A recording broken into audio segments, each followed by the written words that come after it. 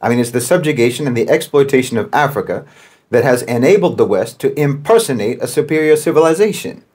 It's like a con man, you know, a drifter who tries to convince people that he's some sort of an aristocrat or a monarch or something. Well, he needs to have some kind of a display of a monarch's wealth in order to be convincing. And that's been the whole basis for what the West claims about itself being superior. The whole basis has always been that they're materially successful. So, okay, today you have iPhones and technology, you have a high standard of living and so forth. So that means that you must be better. You must be more intelligent. You must be more evolved. You must be more civilized, more advanced than the rest of us.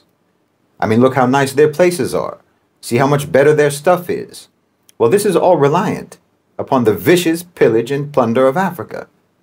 Without this subjugation, without this exploitation of Africa, Europe and the West would be nothing but crude, emaciated serfs, barely producing enough to survive. Their wealth was primarily derived from theft and plunder, from piracy and slavery, from mass murder and crime. This is just a historical reality. Because of the subjugation of Africa, first through chattel slavery, the extraction of Africa's human resources, and now through the extraction of natural resources, the West has been able to maintain this artificial, unearned status as a so-called civilization. Keeping Africa subject, subordinate, suppressed, and impoverished is an existential need for the West. It's the only way that they can keep up the pretense of their supremacy. Because again, the pretense of their supremacy has never been based upon any actual advancement, any actual sophistication, any actual moral or intellectual development. It has always been based on the violent accumulation of wealth and resources, upon brute power, deceit, and conniving. And Africa, the subjugation of Africa, is the most vital necessity for keeping this con going. I mean, right now, the trade relationship between the West and Africa is that something like 70% of exports to Africa from the West are manufactured goods, and imports from Africa are just the raw materials used to make those manufactured goods. So they're taking from Africa what is needed in order to produce goods that then Africa buys from the West, made with their own raw materials. And the West has done everything possible to try to impede Africa's ability to build its own manufacturing base so that they could potentially use their own raw materials, use their own raw minerals to produce their own goods. I mean, the whole process should be done in-house. It should all be done in Africa. That's what makes sense. You know, you have the materials, you have the minerals, you can make the products. That's how it should be. Rather than giving your raw natural resources to the West, for them to manufacture and refine and process and so on, Africa could do all of those things themselves. I mean, imagine the impact that would have. Good morning, good evening, and good afternoon, Africans. I hope you're faring well. Faring well, please continue faring well. Let's dive to Congo. Congo, people from Congo are called the Congolese. Congo was colonized by a very brutal man called Leopold. You see, this man never stepped foot in Congo, yet he called Congo his empire. He called Congo his country, his protectorate, his sphere of influence. He killed nearly 10 million plus Africans. Right? I think he was afraid of something. Just don't massacre people like that if you don't have a reason to. Selfish reasons. There is no reason, in fact, for you to do that. But he had a reason in his head doing that. He was fearful. The same Congo has a proverb that says, sticks in a bundle are unbreakable. That's a saying from Congo. See, if you take a one stick, it's easier to break. But take as many as you can and try to break very hard. You, the breaker, is the one who will break. Right? So this proverb from Congo captures the very foundation of what we are going to dive, and the individual who gives a narration to these specific occurrences and circumstances is none other than Shahid Bolsi, a man of great wisdom, a man of great knowledge. I consider him an empath. Likes to empathize weak and with the oppressed. So this proverb captures the foundation of Shahid Bolsen's argument that unity among black people, see, both in America and in Africa, carries a power to immense, a power so strong, so immense, that it threatens the very structure of American domination. See, this speech is not just a political message. It is a philosophical confrontation with history, power, and identity. I want us to dive into this video, listen to our brother Shahid Bolsen. I shall get back at the end of it, of course, where we shall also have a deep critical analysis. Let's dive. Empires fell, empires rose, world wars, on and on. Really breathtaking global shifts. When you look at history that way, it's hard to wrap your head around how many changes can actually take place in a relatively short amount of time. Basically, within one person's lifetime, everything can change. You know, in 1900, like he says in his book, London was the center of the world. There was no communism, no Soviet Union. There was the Ottoman Empire, the Austro-Hungarian Empire, and so on. The Americans mostly stayed on their side of the Atlantic. And it seemed like this is how things would just be, you know, indefinitely. But just a short 40 years or so later, everything changed. England was demolished in the World War. The Ottomans were gone. The Soviets emerged. Germany took over France, on and on. Really radical, unthinkable changes. Then if you go ahead a few more decades to the 1980s, again, it seems like a completely different world. And then on forward to the 2000s, it's remarkable. Everything changed. And when you think about that, when you think about how many huge paradigmatic pendulum swings there have been that have taken place and that do take place in just a matter of decades, it makes certain continuities even more astonishing. When you're able to maintain a constant amidst the radical changes that sweep over every other element of international relations, global power relationships, international relations, and so on, when you're able to actually keep something unchanged, it lets you know just how important, how paramount it is that this particular status quo remains intact, how important it is to those who are keeping it intact. And I'm talking now about the West's relationship with Africa, because the West's economic relationship with Africa has not fundamentally changed in over 800 years. This is absolutely stunning. If the drastic and rapid changes that can occur and have occurred within the West over just 1 or 2 decades, if that's breathtaking, well, what about the fact that nothing has changed between the West and Africa in basically a millennium? I mean, the relationship was ruthlessly extractive 800 years ago, and it's ruthlessly extractive now. And you can't help but recognize that keeping things this way simply must not only be important to the West, but literally it must be the most important thing to the West. It's so important to them that they have always maintained this status quo no matter what else changes in the world. Wallahi, they're dedicated to the subjugation and the exploitation of Africa more than they're dedicated to anything else. Everything else is allowed to change except for this. This must never change. And it's not difficult to see why. I mean, it's the subjugation and the exploitation of Africa that has enabled the West to impersonate a superior civilization. It's like a con man, you know, a drifter who tries to convince people that he's some sort of an aristocrat or a monarch or something. Well, he needs to have some kind of a display of a monarch's wealth in order to be convincing. And that's been the whole basis for what the West claims about itself being superior. The whole basis has always been that they're materially successful. So, okay, today you have iPhones and technology, you have a high standard of living and so forth. So that means that you must be better. You must be more intelligent. You must be more evolved. You must be more civilized, more advanced than the rest of us. I mean, look how nice their places are. See how much better their stuff is. Well, this is all reliant upon the vicious pillage and plunder of Africa.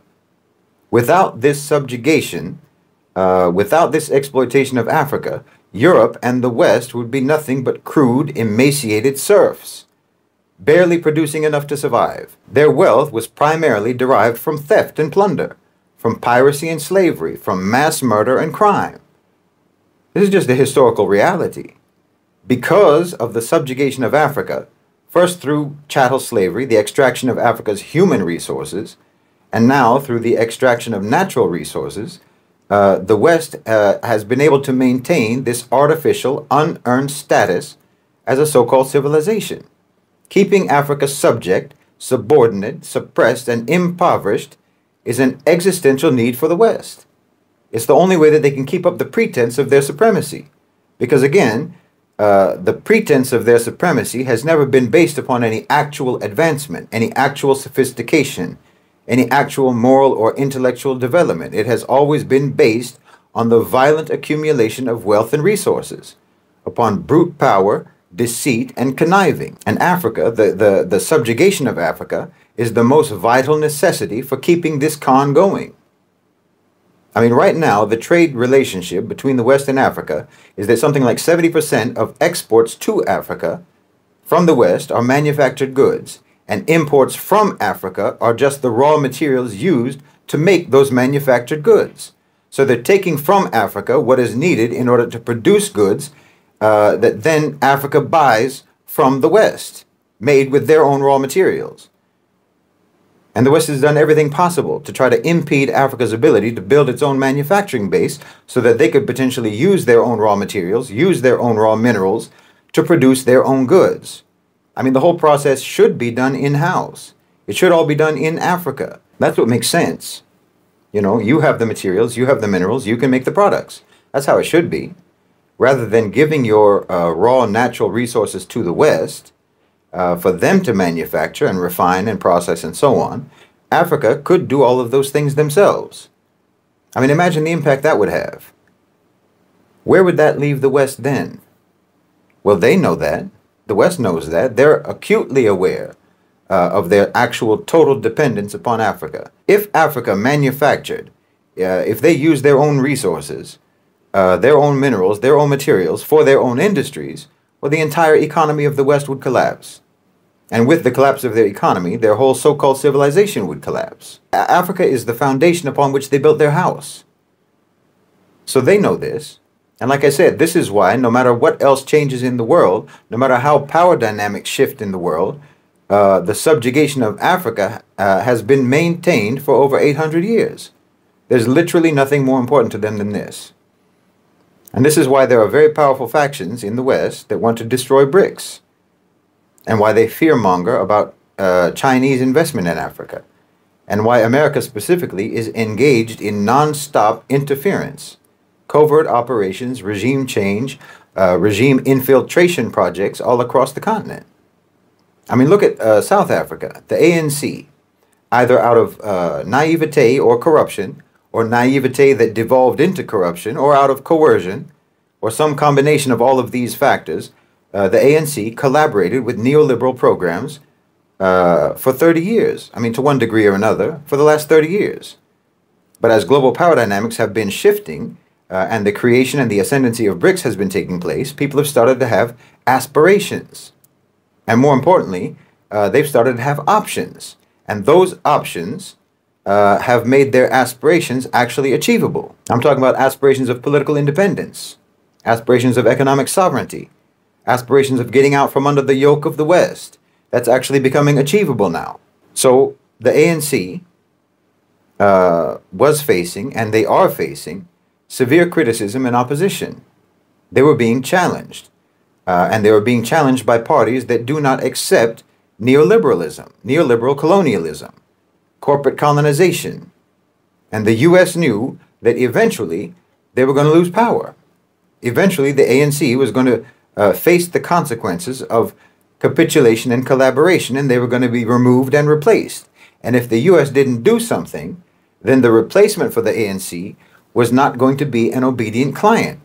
Because again, South Africa has the option now not to be an obedient client of the West.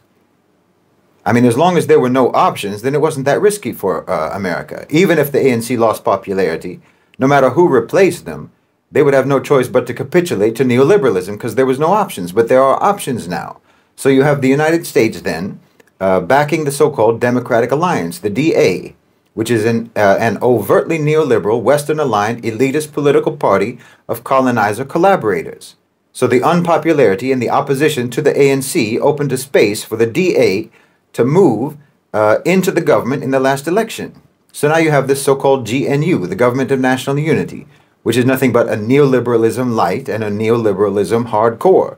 It's a coalition of one party that was aligned with the West, the ANC, aligned with the West out of coercion or naivete or corruption, but which could have potentially been influenced by anti-neoliberal populist sentiment if given a chance. Now they've joined together with a party that is intensely committed to colonization, intensely committed to neoliberalism.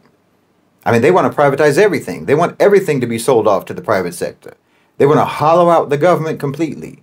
And you need this radical neoliberal colonizer faction to be there, because as the new options have emerged, you've now had radical anti-neoliberal positions being advocated and becoming viable. I mean, you're actually having calls for the nationalization of industries rather than the privatization of state enterprises. Well, the West can't have that. So they need something like the DA, the Democratic Alliance, to move in to try to avert the threat of South Africa actually becoming politically independent and economically sovereign. You know, they call it the GNU, but the N shouldn't stand for national. It's the government of neoliberal unity. It's a coalition united against the people of South Africa, in my opinion, in service to the interests of the elite private sector of South Africa and to the global Western private sector. The DA is a racist, Zionist, anti-BRICS, pro-Western colonizer political party, funded at least in part by the National Endowment for Democracy in the United States, which is nothing but a wing of the CIA, whose sole mission is to advance American interests. So in South Africa, this was a regime infiltration project that was undertaken to actually avert regime change in South Africa. Organic regime change. Because look, you can nationalize the mining sector in South Africa. You can. You can nationalize the banking sector. You can nationalize the Reserve Bank. You can do all of these things and everyone knows it. It's not some kind of a mystery that these types of measures would be immensely empowering for South Africa. These aren't measures that we don't know whether they're useful and beneficial or not. Obviously they are, and tremendously so. And that's precisely why these types of policies, these types of measures have to be subverted. I mean, it's absolutely ludicrous for anyone in South Africa today to advocate neoliberal policies when we have in front of our eyes the catastrophic failure of those policies. I mean, nearly half the population is unemployed, over half the population among the youth. 75% of South Africans earn just the equivalent of $350 a month or less. In fact, roughly half of the population earn only $75 a month. And you're still going to advocate for the policies that got you here? No, obviously, if you nationalize, it's better for you. Obviously. I mean, empower the government with those abundant resources instead of letting foreign companies seize those profits and transfer them out of the country. I mean, if those revenues are going to the state, then the government will have the resources they need to better address the needs of the society.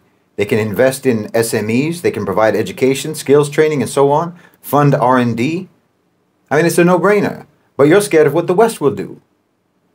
They tell you that if you nationalize, then there will be massive capital flight, investors will run away, and so on. Well, think about that for a second. They're trying to scare you with consequences that they themselves will be imposing. They're warning you that if you do something that is in your country's best interest, they will punish you. This is very different from telling you that the policy in and of itself is actually bad.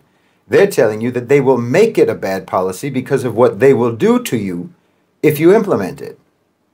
You understand? These people are threatening you, and then you're supposed to trust their advice? The advice of these neoliberal predators? You're supposed to listen to them and trust their advice when they are blatantly telling you that they will punish you if you do something to try to make things better, to try to change things? I mean, they couldn't make it more obvious, their malice. They couldn't make their malice more obvious. They couldn't make it any more obvious how against your best interests they are. How much they put their own private interests above the interests of their country. They're openly identifying themselves to you as your enemy. Do you understand me? I mean, they're not saying that nationalization doesn't work. They're not saying that it isn't beneficial. They're saying that they will do everything in their power to make sure it doesn't work. They're saying that they will sabotage nationalization for their own sake, for the sake of their own profit interests. And still you let this type of people have a say in policy discourse, well, that's humiliating. They hold you in contempt and they don't even hide it. I'm telling you, everyone knows what should be done in a country like South Africa, what kind of economic policies they should implement. And it's the same thing that many global South countries should do. Everyone knows the obvious economic benefits of these types of policies. And everyone knows that the only reason that you don't implement these policies is because parasitic, predatory, Western colonizing private sector powers will try to punish you if you do. I mean, for instance, the nationalization of key sectors in South Africa or in any other country, such as mining, such as energy and finance. This is essential to try to break the stranglehold of foreign capital on your country and to ensure that the country's resources are actually used for the benefit of the people and for the benefit of the domestic economy. Land reform. The question of land reform in South Africa is critical. This is a critical issue. There should be a comprehensive land reform program in South Africa that prioritizes the redistribution of land to the historically disadvantaged. This is basic, and it's incredibly obvious. And once you've boosted the state's resources through nationalization, there should be a comprehensive social welfare system that provides for the basic needs of all citizens, including healthcare, education, and housing. This is, again, obvious. And finally, the government, of course, needs to pursue a policy of industrialization and job creation. A policy that prioritizes the development of the domestic economy. And like I said before, prioritizes the manufacturing of goods from their own raw materials, from their own raw minerals and their resources, rather than the export of those minerals to Western companies for them to use in their manufacturing. Honestly, none of this requires any particular brilliance to understand. These aren't radical policies, but they're only made to seem radical, and they're treated as radical because everyone is living in fear of private sector tyrants who completely control the discourse. So you're not allowed to talk about anything that isn't basically a policy genuflection to shareholders and to Western supremacy. But everyone knows that these are good policies that would help South Africa, and that the only reason anyone would think that they might not be good for South Africa is because they know that doing a policy that's good for South Africa would prompt a hostile, retaliatory response from the West. Well, like I said, that should show you what kind of a friend the West is. But look, South Africa, and all the countries in Africa, all the countries in the global South, in fact, they're in a position today to actually dictate the terms now. If Westerners want to pull out their capital, so say you nationalize, okay, if Westerners want to pull out their capital, they want to withdraw their investments, okay, go ahead. Dig around in your own lands for the minerals you need to make your stuff, and good luck to you. I mean, we have other investors anyway who can take your place. There's other companies that we can partner with. You're not the only ones. So the only question really is, how much are you interested in boosting the economies of China, the economy of Russia, the economy of the Gulf? How much do you want to see the BRICS countries surpass you economically? You know, BRICS already accounts for more of global GDP than the G7. So if you want to pull out your investments, you pull them out. Go ahead. You can only harm yourselves. No. South Africa and the Muslim world and all the global South countries, it's time for them to break away from this paradigm, break away from Western domination and start implementing all of those policies that they know perfectly well will benefit them, whether America likes it or not. I mean, can you imagine if the Gulf countries didn't put their oil sector under government control? Where would they be now? But look at where they are now. Look at the amount of capital they have now. Why, South Africa could have and should have a comparably massive sovereign wealth fund. There's no reason for them not to. No, this millennium-long system of subjugation needs to come to an end. And it really doesn't matter if the road to liberation is a little bit rocky. I'd rather be traversing a rocky road than be buried under the rubble, which is where the West has kept Africa for centuries.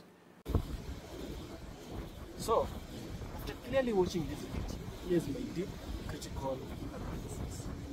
Shahid Bolsen's central claim is that if black people across continents try uniting themselves economically, intellectually, and spiritually, the current global system built on American control and the Western control will begin to fall apart.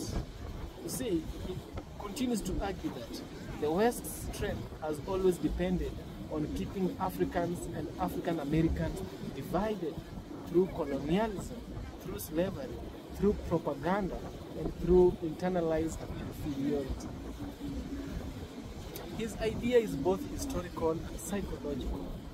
Historically, the global economy was built on the exploitation of African labor and resources. Psychologically, the operation continued through mental division. Africans being told that African Americans are corrupted by Western culture, and African Americans being told that Africans are primitive or powerless. Bolsen calls this division a system designed to protect the American empire. See? So he calls us to look at the system symbolically as an enemy. That is how he wants us to look at this. See, in this video, or in the speech he made, Bolsen shifts the discussion from racial hatred to structural power. His argument echoes the minds of thinkers like Franz Fanon and Walter Rodin, who said that the oppression of black people is not merely about color, but about a global system of extraction and dependency. When Bolsen says until the West collapse, this is a symbolic word, it's metaphorical. He does not mean the fall of white people, but he means the fall of a system.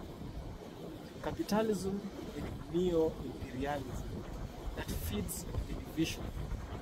The West, in his view, depends on Africa's minerals and on the social instability of black communities in America to maintain global dominance. If both groups, the resource owners, Africans, and the intellectual dependents of the struggle, African Americans, come together, they would control both the moral and the material foundation of the modern world. Right? So I think we also need to look at a deconstruction of the message between liberation and freedom. From a deconstructive deconstructive analytical point, Bolsen's video is built on a binary West versus Black community. Deconstruction as introduced by Jacques Derrida. Yeah, it's a literary theory we use to analyze the text, to extract further meaning from them. Right? It teaches us to question such binaries, such as the one which Shahid Bolsen introduces about unity, or rather black unity, versus the West, right? So in this case, we must ask one question. Is the West truly an external enemy, or has it already been internalized with us? When Bolsen speaks of collapsing the West, he is also speaking of collapsing a mindset, the belief that progress, validation, and civilization must be measured through Western standards. The collapse is therefore symbolic as much as it is material. The real revolution begins when black people no longer look to Western approvals to define a success. Yet, we must question Bolsen's romanticization of unity. Unity in itself is fragile and complex. Deconstruction reminds us that within every unity lies difference, cultural, linguistic, historical. African Americans carry the trauma of slavery and racial exclusion. Africans carry the scars of colonialism and ongoing economic exploitation. Right? You can see there is a clear difference between the two. But in those differences, we find a similarity. We find a reason to come together. Shahid Bolsen's message may overlook how deep these differences run. His call is powerful, but his solution risks simplifying a wound that runs across centuries, right? But no, one thing we need to understand, he is giving a perspective, he is giving a narrative from his perspective, which we must also understand, right? We must look at it and understand it. Another thing is, let's look at power, identity, and the reversal of the gaze. Bolsen's message is also reversal of the Western gaze. Historically, the West has defined Africa and blackness as subjects, as those who are seen, not those who see. But Bolsen turns that around. He makes the West this object of analysis, showing that it is the West that fears unity, not Africans. who should fear division, right? So it is the blacks, it is the whites, it is the West, not whites, West, that fears Africa's unity. It is not Africans who fear the division. The reversal carries a moral charge. It gives power back to the oppressed by showing that the empire's strength depends on the weaknesses of the victims. The very fact of unity, cooperation, mutual learning, shared resistance becomes an act of intellectual warfare, right? See, there is also an economic and spiritual dimension that Shahid Bolsen touches on. Bolsen points towards economic independence, suggesting that unity should begin not with politics but with control over trade, currency, and natural resources. He envisions a system where Africans' wealth benefits African people, and African Americans' intellect and innovation strengthens African sovereignty. However, beneath his economic arguments lies a spiritual. The idea that unity is not merely political, but it is divine. This is where the message resonates with Pan-African theology. The belief that liberation is not just a political struggle, but a sacred duty. You see? That is one thing we need to understand as well. To conclude, Shahid Bolsen leaves us with what we call the dream and the dilemma. The dilemma is when you are confused. So let's see where the dream is and where the dilemma is. Shahid Bolsen's argument is radical, provocative, and emotionally charged. It challenges black people to see themselves as global actors, not isolated victims. Yet, through a deconstructive lens, we see that his message also depends on an ideal, a unity that history has shown to be difficult to sustain. I think it always starts as an ideal before it becomes a reality. Ideals might seem too perfect to be true. It is that mind that creates it first, that makes works done, that makes works begin. See, Shahid Bolsen's strength lies in exposing the illusion of Western permanence. His weakness lies in imagining that unity alone, without addressing class, culture, and power within the black world, can bring total liberation. It's not really a weakness, it's his perspective. Let's look at it from his perspective. You see, there's this saying about the blind man who touched the elephant. He gave a story according to what the experience was. And everything they said was true.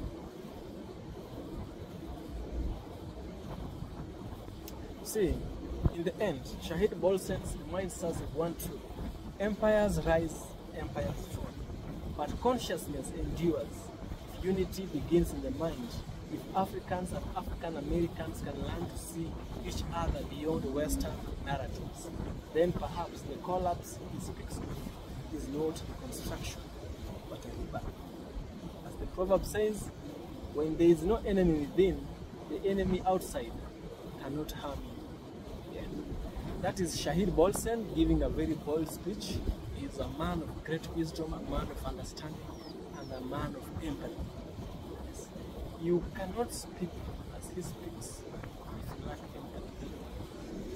You see, you having knowledge is not important. You exercising knowledge is the most important thing. And he exercises his knowledge, right? We have so many people who are learned and they can't not come up front and speak for the black community, for the oppressed in the society. But Shahid Bolsen comes ahead and speaks for us. I hope that you find value in this video. You find value in Shahid Bolsen. Get to Shahid Bolsen, give him a subscription. Subscribe to his channel. He really does a nice work over there. See you in the next one. Stay positive. Good.